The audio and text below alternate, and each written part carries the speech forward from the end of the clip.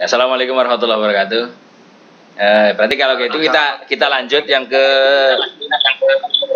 pertemuan tasawuf ya. Pengertian.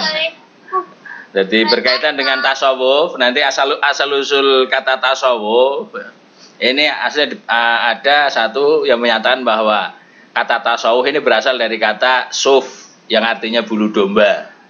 Nah, ini dengan asumsi bahwa kebanyakan para ahli tasawuf atau orang-orang yang disebut sebagai tasawuf ini banyak menggunakan pakaian yang dari bulu domba. Ya. Ini sehingga ketika kehujanan dan sebagainya ya baunya ya apek. Nih. Nah, terus kemudian ada yang mengatakan ahli sufah. Nah, kalau ahli sufah ini nanti orang-orang atau mereka-mereka yang ketika itu hidupnya ini dompleng di emperan masjidnya Nabi. Ya. Ini yang kemudian di Bali Sufah. Nah, kalau kayak gitu maka pertama kali ahli sufah adalah mereka-mereka para sahabat yang ketika itu tidak punya keluarga atau tidak punya materi yang cukup. Ya, kalau kayak gitu sehingga mereka hidupnya bonceng di emperan masjid Nabi. Nah, ketika mereka makan mereka datang ke tempatnya Nabi yang datang belajar untuk supaya dapat makan dari Nabi sebagainya ya. Nah, kemudian nanti kalau kata sofa salam ini nanti dalam bahasa ya Eropa ini dari kata ya nanti walaupun hidup miskin ya ahli sufah ini nanti bisa berarti baik dan mulia ya sebagainya. Yang ketiga nanti kata sufah ini berasal dari kata budi yang mulia ya, budi yang mulia ya. Ya, itulah yang nanti kemudian menjadi ciri-ciri dan sifat bagi kaum tasawuf atau kaum sufi ya nanti. Ya. Ini. Sedangkan kalau kata tasawuf ini berasal dari kata sofi, ini nanti yang berarti suci, maka orang-orang tasawuf ini harus atau merupakan orang-orang yang senantiasa akan membersihkan dirinya ya. Membersihkan dirinya khususnya dari hal-hal duniawi dan juga dari akhlak-akhlak yang tidak baik. Jika kata sofia atau kata tasawuf berasal dari kata sofia yang dari bahasa Yunani, maka dia nanti bisa diartikan sebagai hikmah atau filsafat ya. Filsafat lah. Jika kayak gitu maka tasawuf ini merupakan jalan yang ditempuh oleh orang-orang yang memiliki kesamaan dengan cara yang ditempuh oleh para filosof ini nanti. Ya.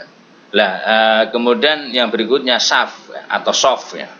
Sof menggunakan fa ya, yang artinya nanti barisan pertama ya. Nah, ini adalah orang-orang yang ketika sholat dia lebih suka untuk menempat di barisan-barisan pertama. Lah, mereka adalah orang-orang yang menginginkan ya adanya keutamaan dan kelebihan pahala daripada para jamaah-jamaah yang menempati barisan-barisan atau soft sholat di barisan nomor 2 atau berikutnya. Ini nanti.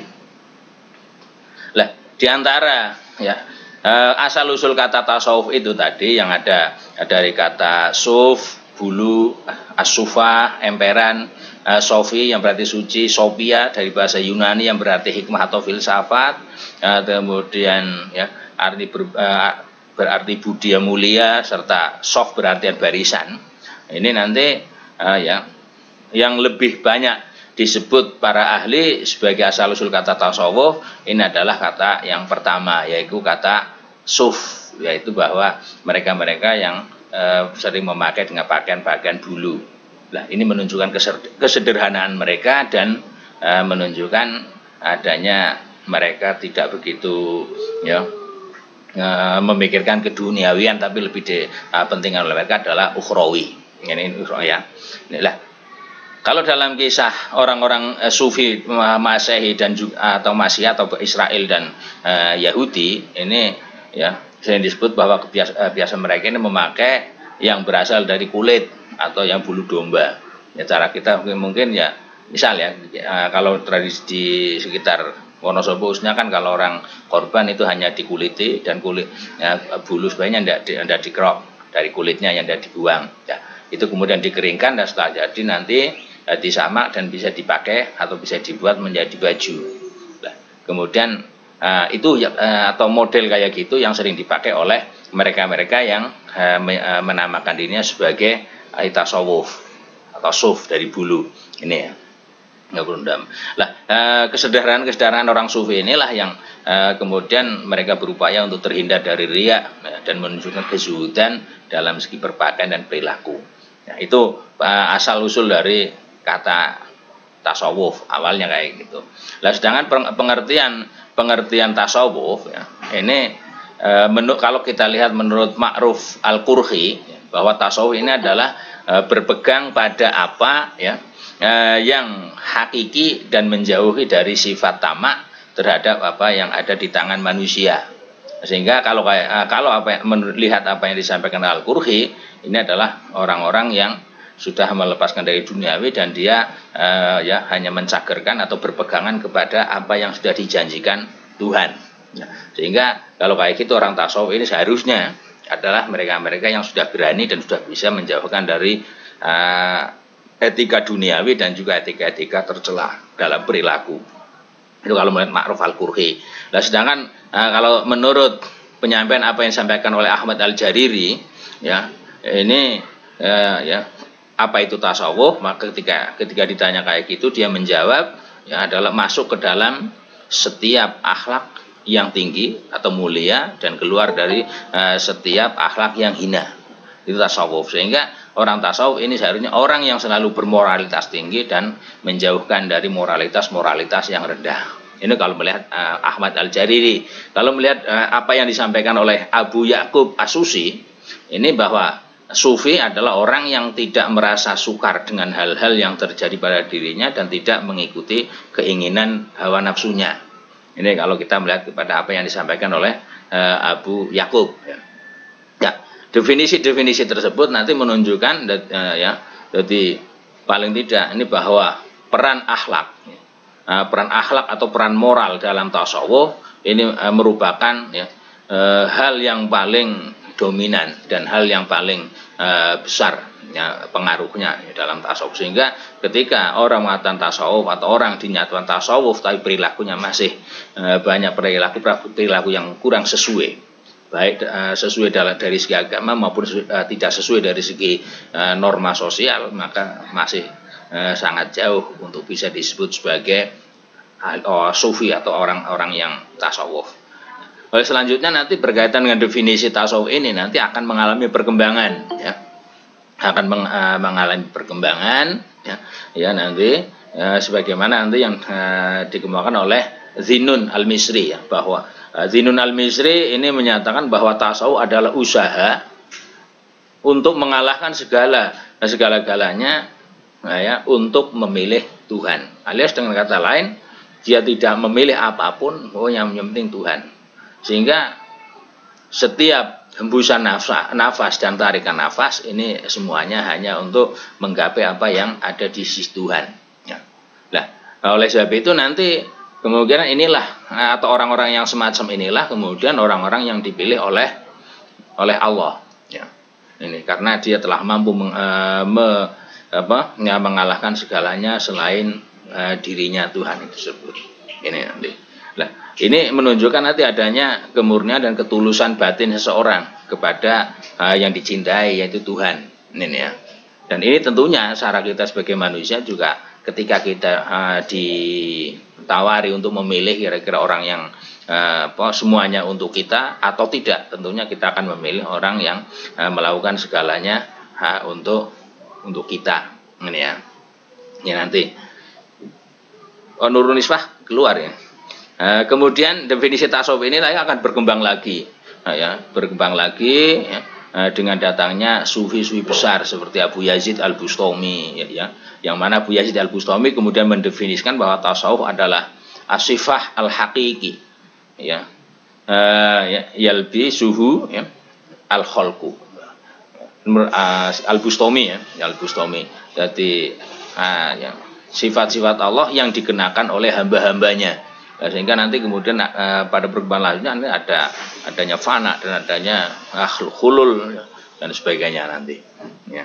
Ini kalau menurut ya, Abu Yazid al-Bustami sebagai perkembangan tasawuf. Nah kemudian ya, hal ini menunjukkan adanya perkembangan definisi lagi ya, yang terkenal dengan namanya sofa ya, sofhahat ya, atau sofhat ya, yang artinya nanti kemudian ya idhar al-batin ya, bil ibroh ya, nanti akan memunculkan atau melahirkan batin dengan ibarat-ibarat ya, atau sebagai ungkapan-ungkapan sebagai ganti daripada isyarah-isyarah ketuhanan. Dengan kata lain, tasawuf ini nanti ya, orang yang sudah benar-benar tasawuf nanti dari lesannya akan mengeluarkan ungkapan-ungkapan yang itu merupakan pancaran dari nur ilahi, sehingga ucapannya ini sudah tidak diragukan, dan ucapannya ini sudah jarang atau bisa dikatakan tidak menyakiti orang lain. Nah, lebih jauh nanti Imam Al-Junaidi sebagai tokoh terkemuka tasawuf ini mendefinisikan tasawuf sebagai paling tidak tasawuf ini nanti ya tasawuf ya antakuna mangallah ya bila nilaqah. Jadi secara Junaidi ya, tasawuf itu ya, ketika kita ini sudah bisa berada bersama Allah tanpa adanya hubungan apapun. Ini sehingga ya sudah ketika narik nafas ini hanya ada Allah, mengeluarkan nafas hanya ada Allah, tidak ada yang lain, ya, tidak ada unsur-unsur apapun ini nanti ya.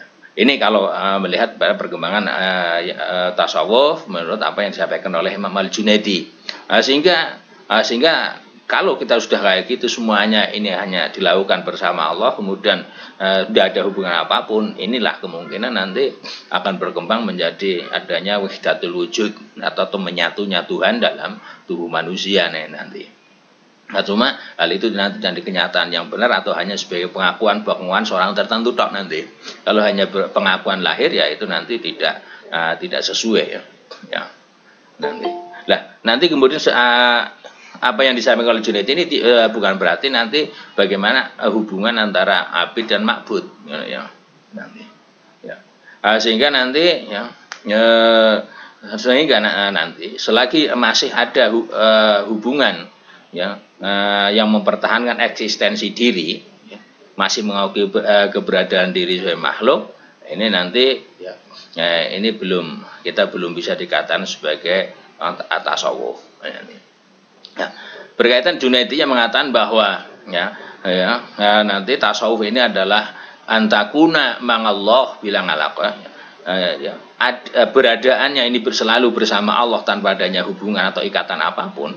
Ini nanti tasawuf Junaidi yang mendefinisikan kayak gitu nanti akan memiliki ajaran-ajaran yang kemudian dikembangkan oleh para ahli sufi terkenal seperti Husain Ibnu Mansur Al-Halaj ya, yang mati dihukum gantung oleh ulama syariah tahun 309 Hijriah karena dia mengaku bahwa dia telah menyatu dengan Tuhannya, sehingga ketika ditanya siapa kamu, anak Allah, saya Al-Haq dan sebagainya ya.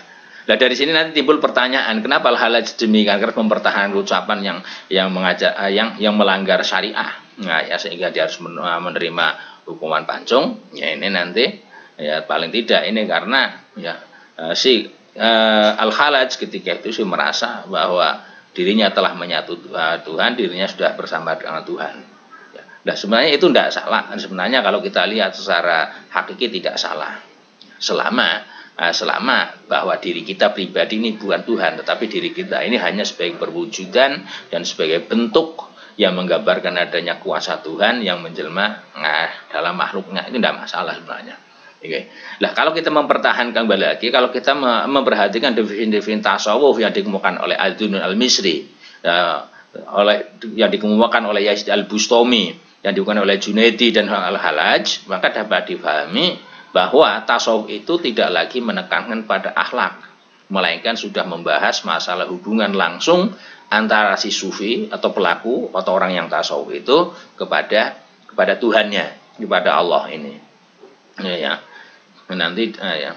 Jadi bagaimana hubungan Misal ya, seandainya Anda dikatakan seorang sufi, tasawuf, maka bagaimana hubungan Anda dengan Tuhan? Itu sudah itu. Moralitas ini sudah berada jauh ditinggal, karena moralitas ini sebagai alat atau akhlak ini sebagai alat pertama kali masuk menuju ke sana. Ini ya. Itu kalau kita melihat pengertian tasawuf. Ya. Oleh sebab itu nanti dari kalau kayak gitu maka dapat disimpulkan bahwa tasawuf di samping sebagai sarana untuk memperbaiki akhlak manusia agar jiwanya menjadi suci, sekaligus sebagai sarana untuk mendekatkan diri kepada Allah dengan sedekat-dekatnya. Tasawuf. Ya.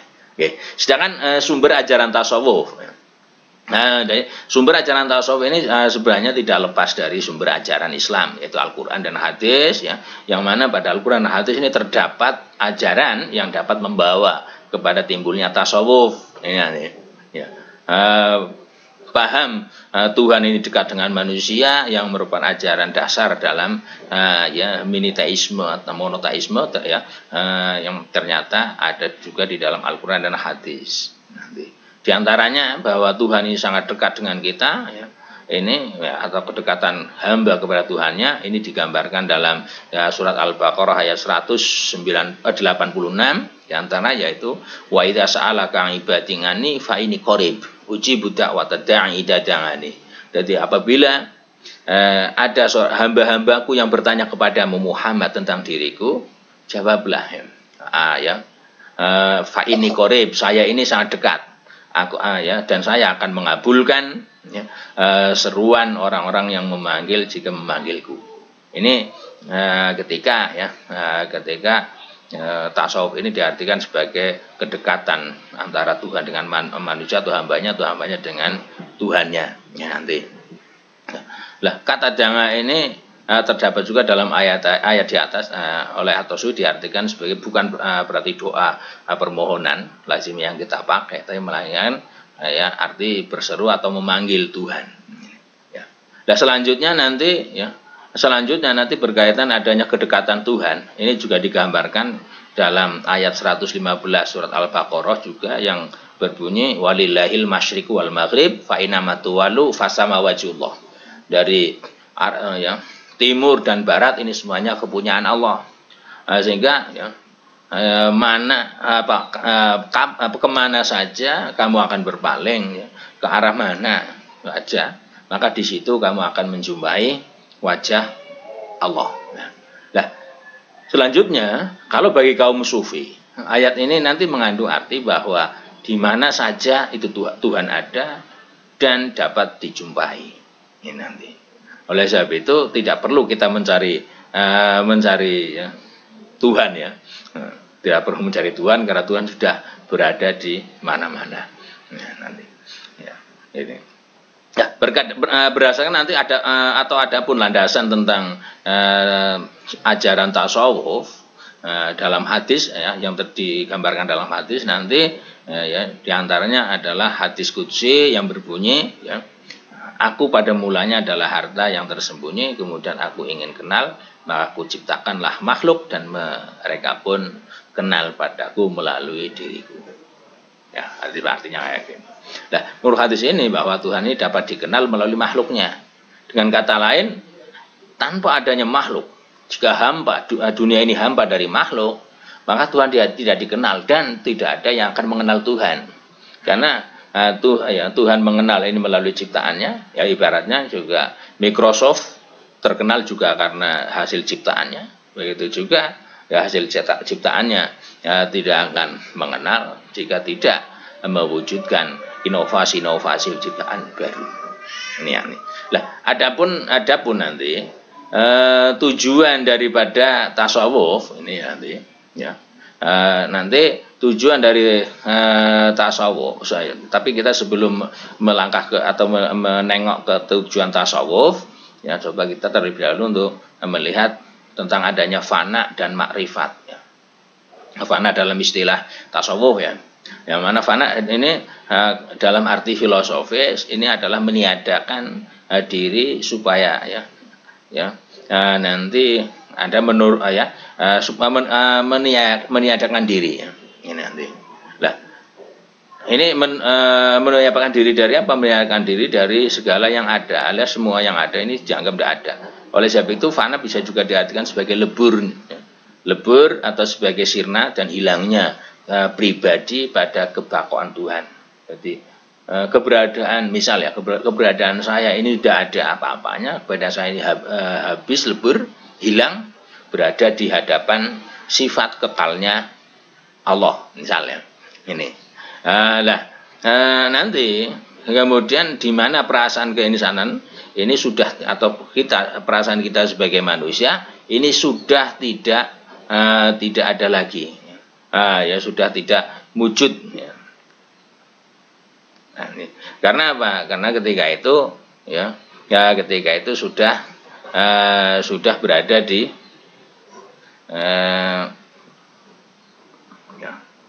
sudah berada di ya,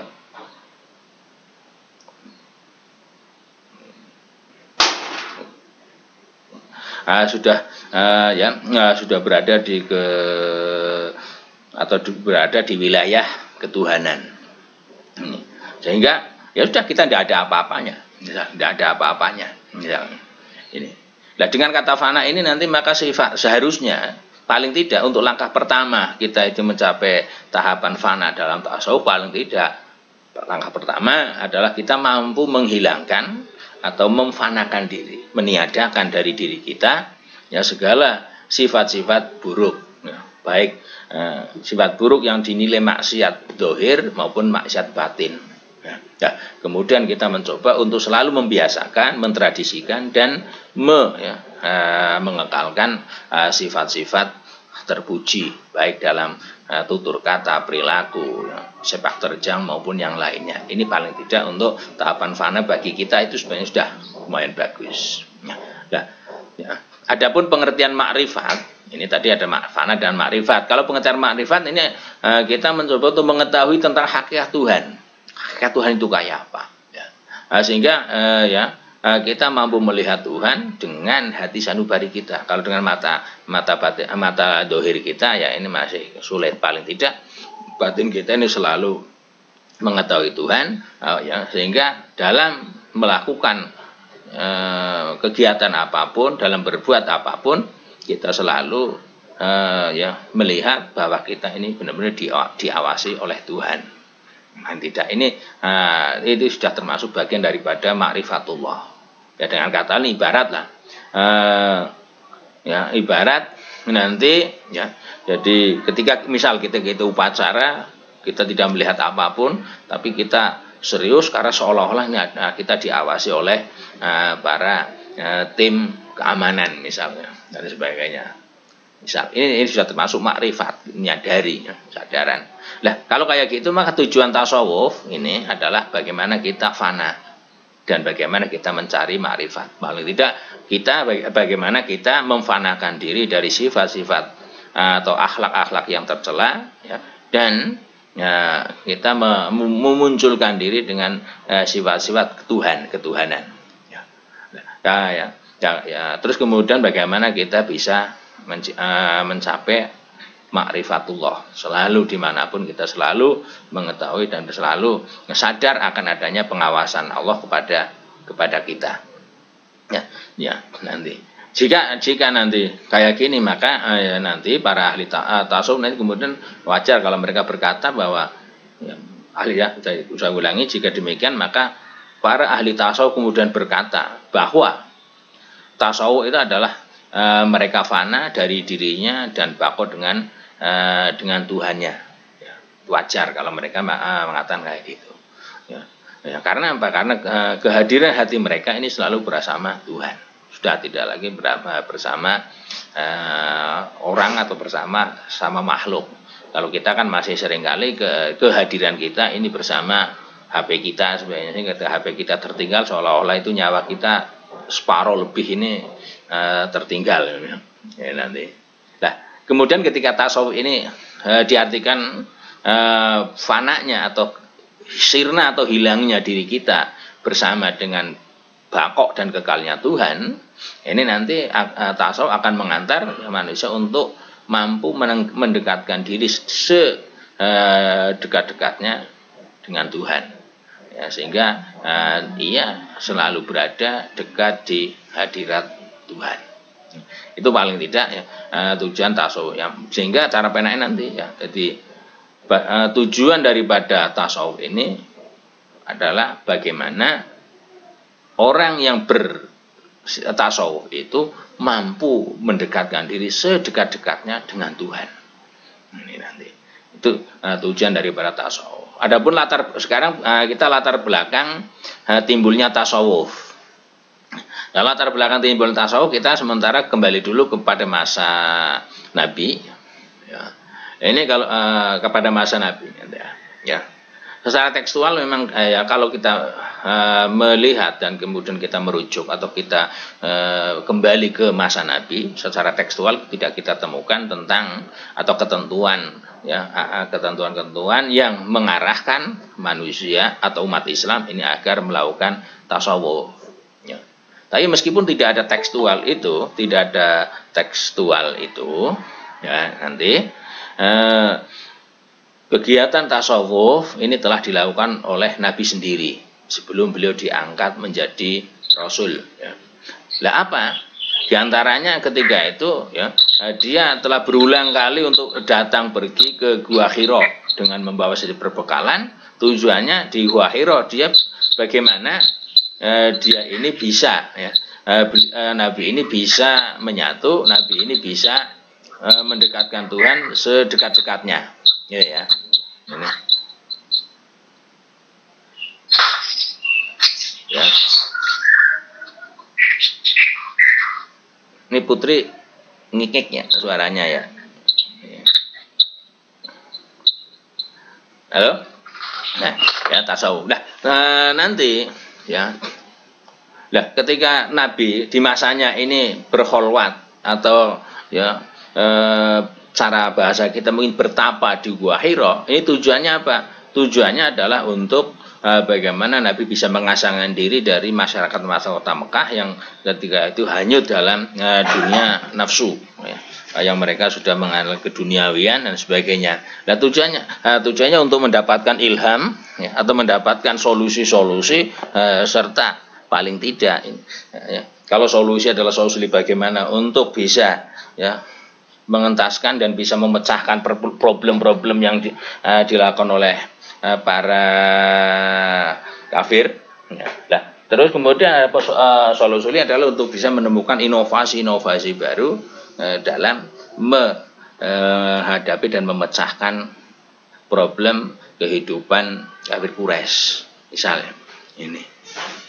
Nah, ketika Nabi di gua sana Anda hanya main-main atau hanya mengasingkan Anda, tapi Nabi di sana juga melakukan perenungan-perenungan untuk mencari hakikat kebenaran, dan ketika itu Nabi juga melakukan berbagai puasa dan ibadah-ibadah ya yang lain untuk mendekatkan dan mensucikan diri beliau.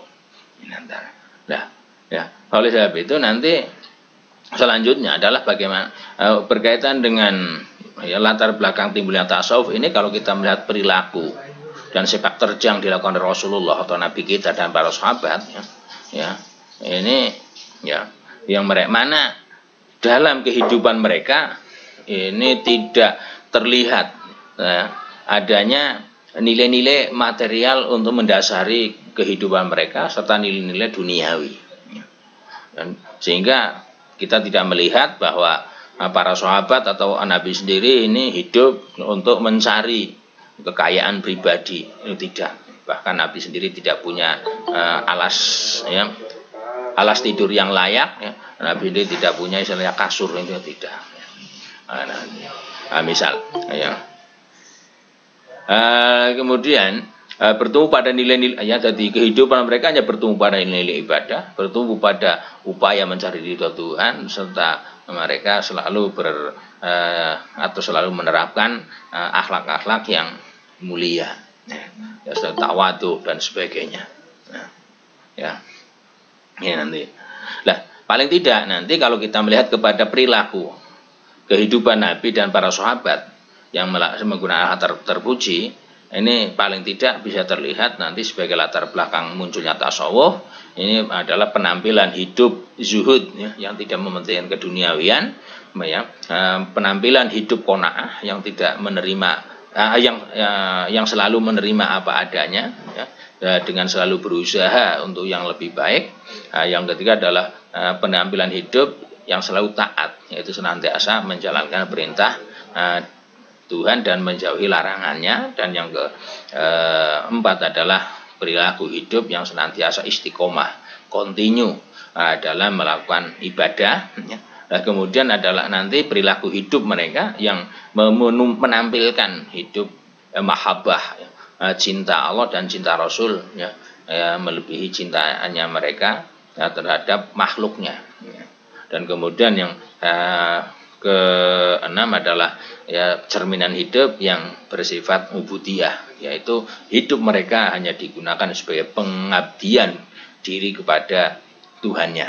Ya, ini.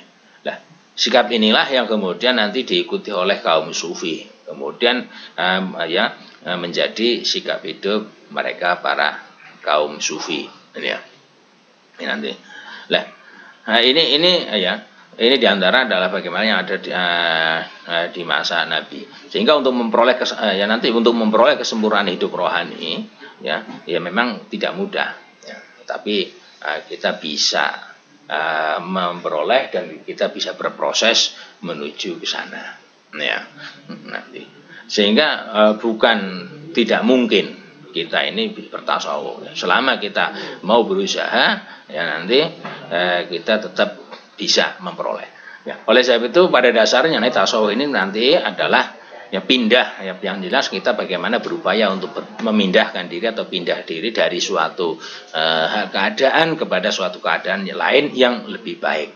Nah, syukur lebih baik dari kacamata agama dan lebih baik dari kacamata sosial. Nah, sehingga kemudian nanti ya kita bisa disebut sebagai seorang yang hijrah nantinya. Hijrah. Nah, pindah dari alam kebendaan kepada alam kerohanian ini nanti ini juga bisa menjadi salah satu upaya yang bisa kita lakukan untuk mencapai ke tahap tasawuf ya nanti. Ya. Nanti. Ini. Lah kemudian kita akan melihat ya nanti ya. Ya contohnya ini dikemukakan salah satu sisi kehidupan atau salah seorang sufi yang terkenal itu Ibnu Arabi. Ya, Ibnu Arabi sebagai manusia ia merasa bahwa keindahan dunia sebagaimana dirasakan oleh manusia lain. Nah, tapi ketika Ibnu Arabi ini berumur 38 tahun di masa transisi atau di masa peralihan dari masa muda ke masa tua, ia mulai hijrah, mencoba untuk hijrah lokasi menuju ke Hijaz dan kemudian tinggal serta berguru pada seorang alim di Mekah. Nah, gurunya itu memilih seorang anak perempuan yang cantik jelita ditambah pula dengan budi bahasanya yang lembut. Nah, kemudian perjumpaan Ibnu Arabi dengan anak sang gurunya ini sangat mengganggu pikiran Ibnu Arabi sebagai orang yang normal. Maka ia ingin selalu dekat dengan orang yang disayangi itu. Ya, nah, dengan kata lain ini cara penak ya. Jadi Ibnu Arabi belajar tasawuf dari cinta. Ya, cuma kemudian diarahkan oleh Ibnu Arabi cintanya kepada lawan jenis yaitu putri anaknya gurunya ini kemudian diarahkan, dihijrahkan untuk bagaimana Ibnu Arabi bisa mencintai Tuhan seperti ketika dia mencintai seorang lawan jenis. Akhirnya mencintai lawan jenis ini bisa dikesampingkan karena ternyata Tuhan sebagai orang yang dicintai ini adalah hal yang segala-galanya. Ya memang untuk mencapai sana sangat berat, sangat berat ya. Nanti ini misalnya itu, ya ini. Terus kemudian Ibnu Arabi juga pernah berkata bahwa ya berkaitan dan kondisi-kondisi yang kayak gitu ini ada termasuk suatu kondisi yang menunjukkan bagaimana keadaan seseorang yang telah tenggelam dalam merasakan nikmatnya pendengaran, penglihatan, perasaan hati. Nah, bagaimana merasakan nikmatnya mendengar, apa rayuan gombalnya, rayuannya kekasih, penglihatannya kekasih, perasaan itu. Kemudian coba diarahkan kepada yang hak, kepada yang lebih mutlak ya. Zulfa keluar ya. Ini kepada mutlak dan yang lebih bako. Terus ini memang perlu proses yang itu panjang, tapi akhirnya Ibnu Arabi mampu untuk melakukannya. Ini ya kemudian nanti menjadi seorang tasawuf yang begitu handal. Jadi tasawuf atau istilah sufisme ini nanti sebagainya halnya dengan aliran-aliran mistik di luar Islam. Ini ingin memperoleh hubungan langsung ya, dan disadari dengan Tuhan. Ya ini nanti sehingga dicari bahwa ya benar bahwa seorang ini berada di hadirat Tuhan. Ini kalau mistis dari luar Islam, kalau Islam ya tahu ini ya intinya yang tadi di depan bahwa tasawuf ini adalah tujuannya bagaimana kita atau orang yang tasawuf ini bisa mendekat kepada Tuhan dengan sedekat-dekatnya dan tidak pernah akan jauh dan takut untuk jauh dari Tuhan sehingga tidak berani untuk melakukan hal-hal yang tidak disenangi oleh Tuhan. Sebagaimana Anda ya, tidak berani untuk melakukan hal-hal yang tidak disukai oleh kekasih Anda jika Anda tidak ingin untuk dijauhi dan ditinggalkan oleh kekasih Anda. Ya.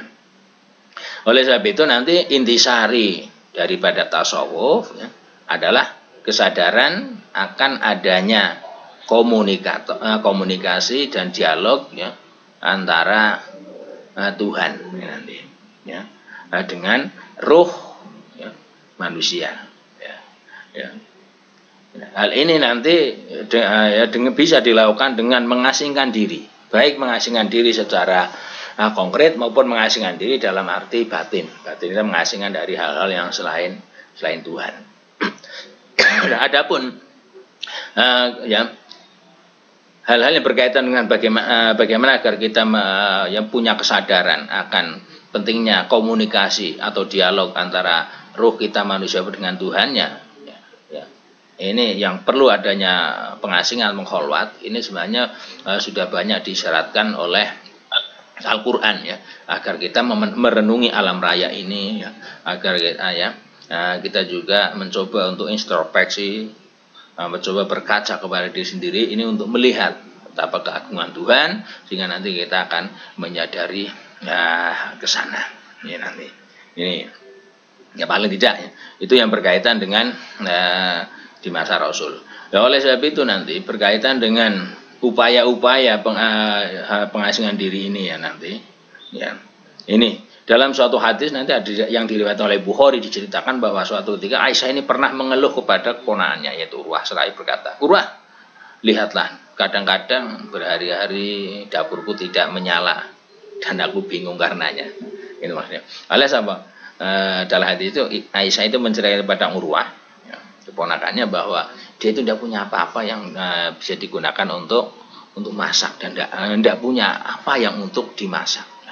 Nah, kemudian kayak gitu Urwah ya bertanya, loh jadi apa yang kamu makan sehari-hari kalau tidak ada yang digunakan untuk menghidupkan dapur? Aisyah ketika itu menjawab, ya paling untuk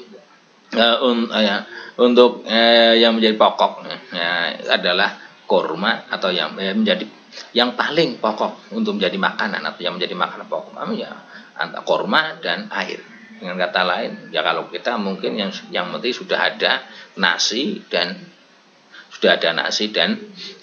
air untuk minum, berarti tanpa garam atau paling tidak ya cukuplah kita makan seadanya lah ya. Tidak perlu mewah kan, karena makan mewah dan itu juga ya, hasilnya sama ya. Nah, hal ini sebenarnya bukan berarti kita tidak boleh untuk makan ya makan enak sekali boleh, tapi bukan menjadi tujuan ya ini nanti ya. Nah, kecuali nanti dari keluarga Nabi ini akan makan makanan yang lumayan bergizi enak ini jika ada sebagian sahabat yang mengantar dan ya memberikan hadiah pada Nabi nanti ini ya. Dan ketika itu Nabi juga pernah menegaskan bahwa kami adalah golongan yang tidak makan kecuali kalau lapar. Ya. Nahnu qaumun la naqulu, ya, misalnya. Apakah saya lupa. Jadi kami adalah kaum yang tidak makan kecuali ketika sudah lapar, dan kami adalah kaum yang ya, makan dan berhenti dari makan sebelum sampai kenyangan. Ya. Sampai kenyangan. Dan nanti dikisahkan pula pada suatu hari bahwa Nabi pergi ke masjid, di sana ia berjumpa dengan Abu Bakar. Saya rasa tidak asing lah melihat atau mendengar adanya kisah bagaimana suatu ketika Nabi, para sahabat punya besar ya, Abu Bakar, Umar sebagainya, saking kelaparannya mereka mengganjal perutnya dengan batu kemudian diikat dengan kain. Ini merupakan salah satu gambaran perilaku hidup yang tidak mementingkan keduniawian. Ya. Selama masih bertahan, mereka tidak akan mengeluh kepada Tuhannya. Oleh sebab itu, Nabi juga dalam suatu artinya pernah menyampaikan bahwa kami senang ya sehari makan, sehari tidak, sehari makan, 2 hari tidak. Ketika itu Nabi ditanya, oh, kenapa anjir Nabi itu? Ya, karena kalau untuk sehari pas kita makan, sehari kita makan, kita bisa makan, kita dijadikan sebagai sarana untuk bersyukur nikmat Tuhan. Ketika di hari kita tidak makan, kita di situ kita bisa merenung untuk merenung Tuhannya dan mendekat kepada Tuhannya. Ketika sehari makan, 2 hari tidak makan, juga jangan sarana kayak gitu. Ini yang kemudian perkembangannya ini mencerminkan adanya kehidupan tasawuf ya, ini nanti. Nah, terus kemudian berkaitan kehidupan kerohanian ya. Untuk bagaimana kehidupan kerohanian ini adalah tujuannya untuk mendekatkan diri sedekat-dekatnya kepada Allah. Ini nanti sebagaimana dinyatakan dan digambarkan oleh Al-Qur'an ya.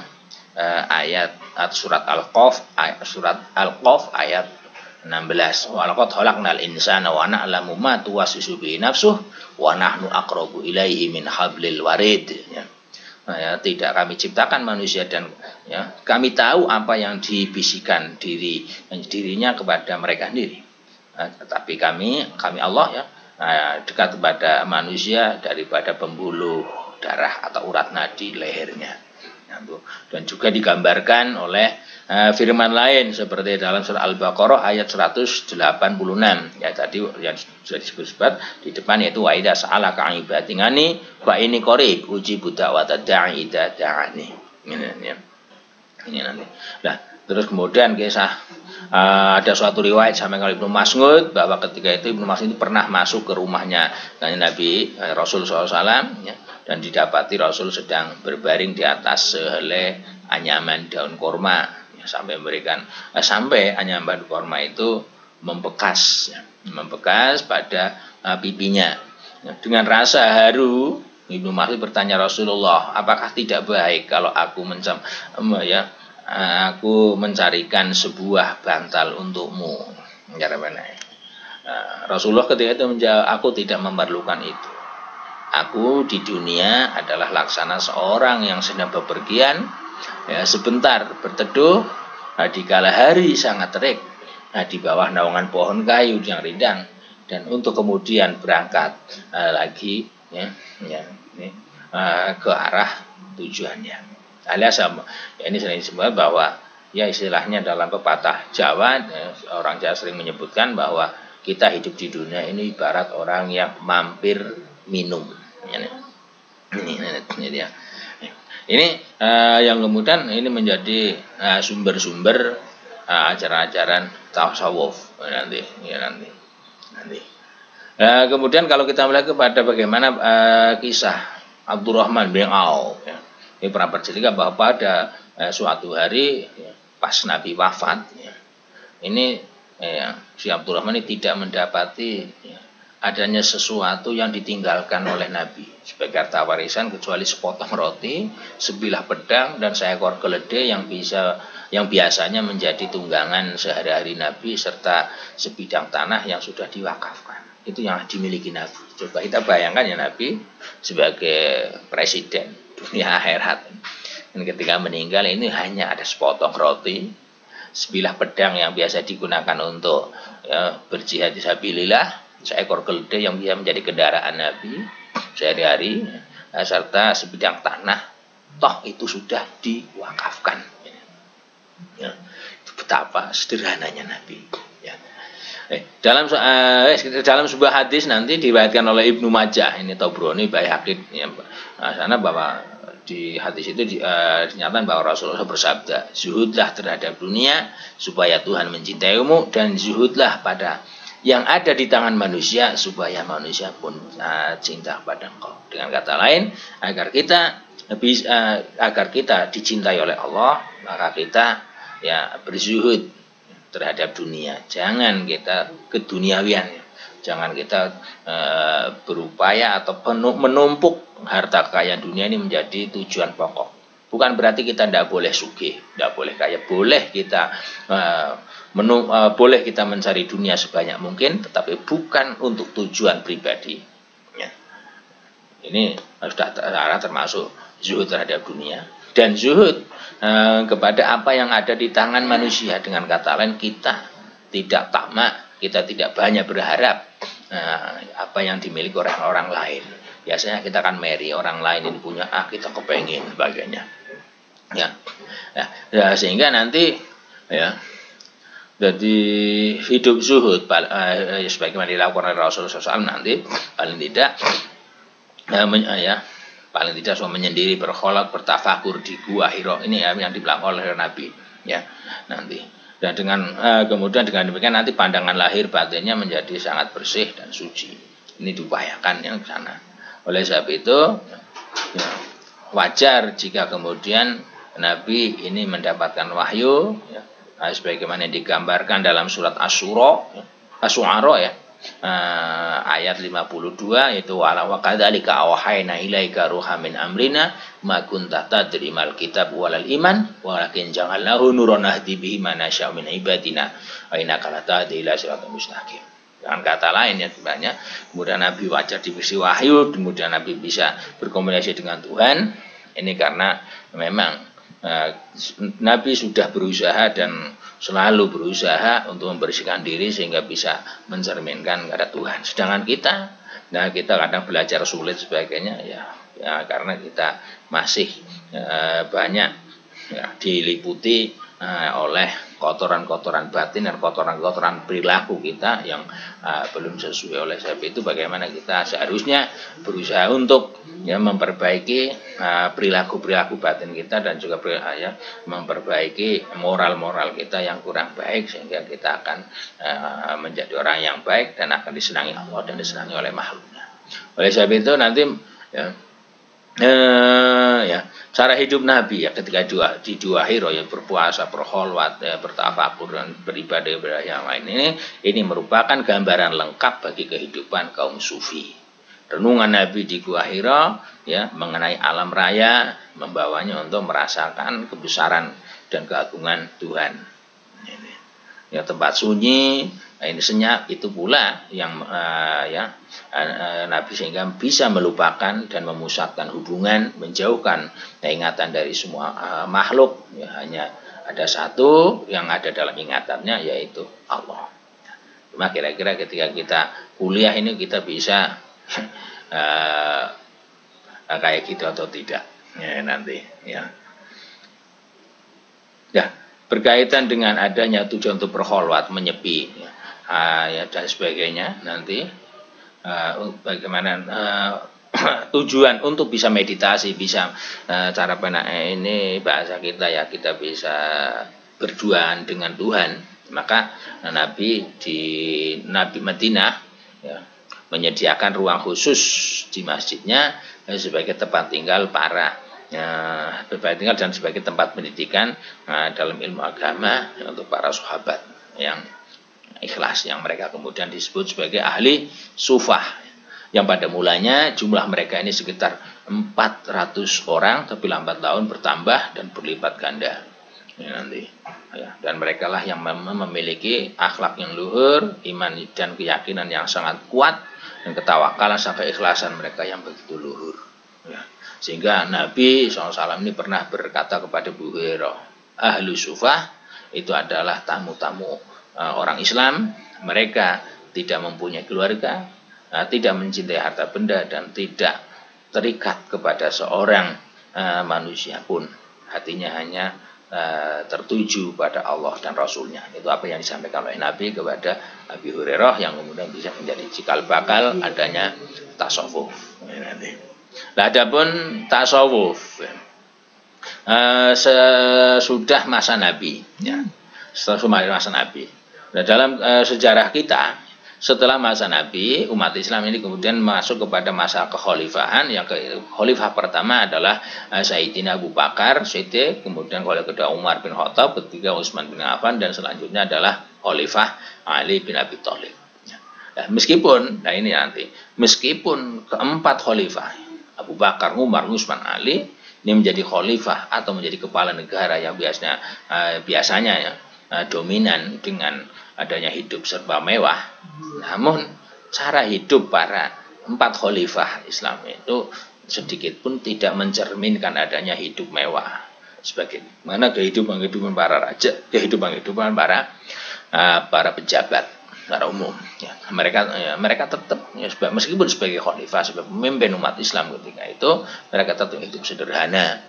Hidup warok, ya, wirai, hidup tawadhu, hidup zuhud dan sebagainya, dengan melihat perilaku-perilaku yang telah dicontohkan oleh Nabi mereka Muhammad SAW. Nah, kira-kira kita bisa atau tidak, tapi saya yakin jika kita berusaha pasti kita bisa. Oleh sebab itu dalam suatu riwayat disebutkan bahwa Abu Bakar Siddiq ini hidup dengan sehelai kain saja. Terhadap lidahnya sendiri ia berkata, lidah inilah yang senantiasa mengancam. Dan Abu Bakar ini pernah berkata, apabila seorang hamba Allah telah dimasuki rasa berbangga diri karena sesuatu dari hiasan dunia ini, maka Allah akan murka kepadanya sampai perhiasan itu diceraikan darinya. Nah, ini menunjukkan betapa ketawaduan si Abu Bakar. Nah, tidak lepas juga Umar bin Khattab pun memiliki jiwa yang begitu bersih dan suci, rohani dan yang tinggi. Sehingga Rasulullah pernah berkata tentang diri Umar. Nabi berkata bahwa Allah telah meletakkan kebenaran di ujung lidah Umar dan hatinya. Ini khalifah. Dan kata lain tidak pernah berbohong, tidak pernah menyimpan dan sebagainya. Inilah. Nah, kalau kita lihat pangkat khalifah ini merupakan kekuasaan tertinggi yang tidak mengurangi nilai kehidupan rohaninya. Bahkan sejak menjadi khalifah, kehidupan rohaninya semakin dia tingkatkan. Oleh sebab itu, ini kita cerita pernah pada suatu ketika datang kiriman zakat dari negeri Yaman, lalu diadakan pertemuan besar karena khalifah hendak memberikan nasihatnya. Nah, dalam nasihat tersebut, sebagai khalifah ini mengharapkan agar semua yang hadir ini mematuhi nasihatnya. Nah, tiba-tiba ketika itu salah seorang dari yang hadir ini berdiri seraya berkata, kami tidak akan taat kepada engkau ya Amirul Mukminin. Itu Khalifah Umar bin Khattab bertanya, mengapa? Lalu orang itu berkata pula, bagaimana kami akan taat? Tuhan membagi-bagikan zakat kiriman dari Yaman, ini kepada orang lain, sementara Tuhan hanya mengambil sebagian kecil saja. Padahal pakaian Tuhan hanya satu persalinan. Tidak ada pakaian musim panas, tidak ada pakaian musim dingin dan sebagainya. Nah, sebelum Tuhan mengambil satu persalinan lagi, kami tidak akan taat. Nah, mendengar sanggahan itu, Khalifah Umar merasa sulit untuk menjawab tentunya. Lalu ia berpaling kepada putranya yang bernama Abdullah dan berkata, Abdullah, bagaimana menurut pendapatmu? Nah, kita itu Abdullah pun berdiri dan berkata kepada atau menghadap para laki-laki itu dengan memberi penyanyian itu. Jika masalahnya hanya pakaian yang 1% salian lagi, biarlah saya yang akan menanggungnya. Mendengar jawaban Abdullah, orang yang menyanggah tadi atau laki-laki tadi yang tidak mau taat jika Umar membagikan dan pakaiannya hanya tidak mau nambah, ya, merasa puas dan menyatakan akan patuh dan taat kepada Khalifah Umar. Coba kita lihat bagaimana Utsman, ya. Utsman ini sebagai khalifah yang ketiga, ya, kita tahu ini, ya. Walaupun ia banyak harta, okay, tapi dia tidak memperhatikan hidup yang sederhana. Dengan kata lain, kesederhanaannya tetap menjadi cermin dan tetap menjadi pola hidupnya. Kenapa hartanya hanya digunakan untuk menolong yang lemah, untuk perjuangan mengembangkan agama Islam, ya. Dan ya, senantiasa beliau membaca dan menentang Al-Quran. Ya, tentang Al-Quran ini pernah berkata, ya, jadi ini adalah surat yang dikirim oleh Tuhanku. Tidak layak jika ada seorang hamba melalaikan surat dari tuannya. Hendaklah senantiasa dibaca agar supaya ya, segala isi surat ini dapat dijalankan. Nah, ini Utsman yang tidak pernah merokan dan tidak pernah membanggakan harta dan budayanya. Ya. Nah, menurut riwayat lain, Utsman bin Affan ini Bapak dibunuh oleh pemberontak ketika sedang membaca Al-Quran. Alias hidupnya ini selalu untuk beribadah dan mendekatkan diri kepada Allah. Selanjutnya khalifah yang keempat yaitu Khalifah Ali bin Abi Thalib. Ya. Ini juga tidak ketinggalan hidup dengan kerohanian dalam tugas-tugasnya yang besar dan mulia, menyebabkan ia tidak peduli bahwa pakaian yang dikenakan itu telah robek. Nah, ketika pakaiannya robek, ia sendiri yang menambahnya. Ya, pernah ya, ada orang yang berkata, mengapa sampai begini, sampai lumpuh ini? Ketika itu Ali menjawab, untuk mengkhusukkan hati dan untuk menjadi teladan bagi orang-orang yang beriman. Ya. Nah, selain dari sahabat yang empat sebagaimana disebutkan di atas, kehidupan rohani ini memang menjadi wajah kehidupan para sahabat-sahabat yang lain. Hampir mayoritas sahabat ini tidak pernah, ya, memikirkan kekayaan dan dirinya sendiri. Ya. Nah, nanti sahabat lain yang dengan tegas ya, menentang gaya hidup mewah adalah Abu Dzar Al-Ghifari ini. Ya. Ini adalah salah satu sahabat, ya, di antara sekian sahabat yang menyatakan menentang terhadap kehidupan gaya hidup mewah. Karena apa? Ia melihat bahwa ketulusan beragama ini sudah mulai lemah karena pengaruh harta. Dan justru hal yang demikian, hal yang demikian bahkan pula dilakukan oleh Gubernur Muawiyah. Ayat apa? Kehidupan yang dipengaruhi oleh harta ini juga oleh Muawiyah, yang mestinya dia menjadi teladan dengan berani dan terus terang menentang pengumpulan harta benda. Oleh Abu Dzar, ya, menentang atau Abu Dzar tidak senang dengan adanya pola hidup mewah. Ini diantaranya karena beliau berpegang kepada salah satu ayat Al-Quran, yaitu yang berbunyi waladzina yaknizuna dzahaba wal fiddata wala yunfikunaha fi sabilillah fabashshirhum bi'adzabin alim. Ya, dan orang-orang yang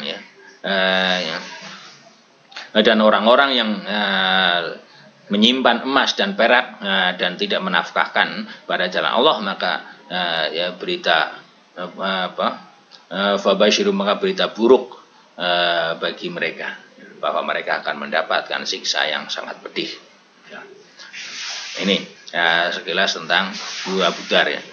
Nah, saya sikap Abu Dzar yang demikian oleh Muawiyah dipandang sebagai pengganggu ketentraman umum. Akhirnya Abu Dzar dituduh telah melakukan pembangkang terhadap pemerintahan yang sah dan melemahkan semangat perjuangan. Fitnah ini disampaikan kepada Khalifah Utsman. Akibatnya Khalifah Utsman mengasingkan Abu Dzar ke luar kota Mekah. keluar kota Madinah, ya, yaitu sebuah desa yang bernama Rizbah. Dengan peristiwa yang dialami Abu Dzar ini, mulailah muncul golongan kaum zahid atau yang orang yang suka zuhud, yaitu golongan yang mengutamakan kepentingan batin dan kerohanian. Setelah Abu Dzar yang terkenal menentang cara hidup mewah pada masa sahabat, ya, terkenal pula nama Sa'id bin Zubair. Ya. Sa'id bin Zubair seorang tabi'in yang kuat pribadinya, ia adalah seorang yang zahid, yang betul berani mengusir siapa saja yang bersalah, walaupun yang bersalah itu adalah seorang khalifah. Ia mengangkat dia mengangkat gubernur Irak, seorang tokoh yang gagah perkasa namun terkenal kejam. Siapa khalifah yang bernama Al-Hajjaj bin Yusuf As-Saqafi. Hajjaj tidak segan-segan membunuh orang yang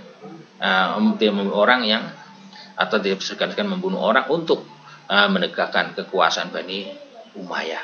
Nah, melihat tindakan semena-mena itu, Zaid bin Zubair sangat kecewa. Akhirnya ia tidak takut sedikit kepada keperkasaan Hajjaj dan tetap berani menegurnya. Tentu saja Al-Hajjaj merasa tersinggung, maka dituduhlah si Zaid bin Zubair sebagai seorang pecinta Ali yang bermadzhab Syiah, yaitu ya mazhab yang sangat mazhab ya yang sangat dibenci saat itu ya. Said pun akhirnya ditangkap dan dijatuhi hukuman mati. Nah, ketika akan dibunuh, Hajjaj berkata kepada Al-Gojo, jangan hadapkan mukanya ke arah kiblat, biar dia mati membelah ke kiblat. Said menjawab, kemanapun engkau hadapkan mukaku, di sanalah wajah Allah aku temukan. Nah, ini yang kemudian menjadi cikal bakal daripada adanya tasawuf. Kira-kira demikian. Ada yang mau bertanya? Monggo. Halo? Halo? Ya. Yuni, tanya Yuni. Monggo, gimana? Enggak, itu Karom. Hah? Aku tanya Karom aja, Bang. Karom saya mau bertanya, Pak. Boleh, siapapun boleh bertanya. Ya. Masih dilindungi undang-undang kok bertanya kok. Kita minum dulu, Pak.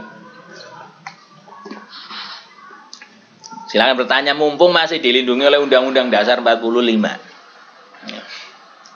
Udut dulu Pak, udut dulu Pak. Udut dulu Pak. Udah penak sampai njaluk joinan malah repot. Ora iso join ya. So. Gimana? Sehat kabeh to? Iki pada ke Wonosobo atau masih di tempat kediamannya Ibu Pertiwi? Ini Yuni udah di Wonosobo? Ibu Pertiwi, Pak. Di Ibu Pertiwi? Masih di Jogja, Pak. Oh, di Jogja. Oh, berarti itu. Di Jogja, Pak. Itu bukan Ibu Pertiwi, Ibu Pertawa gitu. Nen, gimana? Tempat asal. Oh, ke tempat asal. Ya, sih enggak apa masih kondisi kayak gini.